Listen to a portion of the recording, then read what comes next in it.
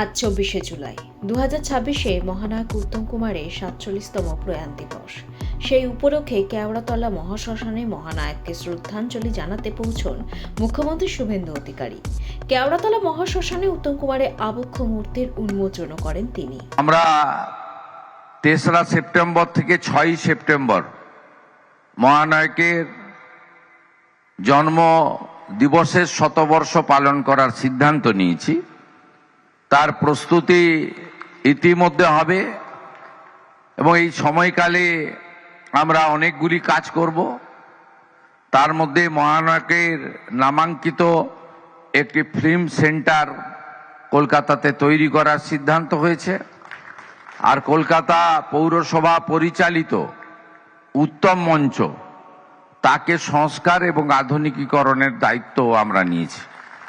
বাকি আমি নিজে পৌরোহিত্য করে লন্ডনে বা রবীন্দ্র সদনে একটি বড় মাপের প্রস্তুতি সভা করব, যেখানে মহানায়কের শতবর্ষ পালনের জন্য একটি প্রস্তুতি কমিটি হবে এবং সেই কমিটির পরামর্শ মেনে আমরা এগোবো।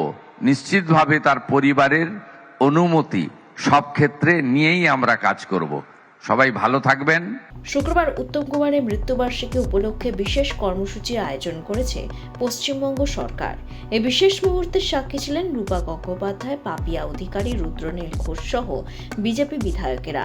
এদিন এই অনুষ্ঠানে আরও উপস্থিত ছিলেন টলি অভিনেত্রী ঋতুপর্ণা সেনগুপ্ত, উত্তম কুমারের নাতনি নবনীতা চট্টোপাধ্যায় এবং শিল্প সংস্কৃতি জগতের বহু মানুষ।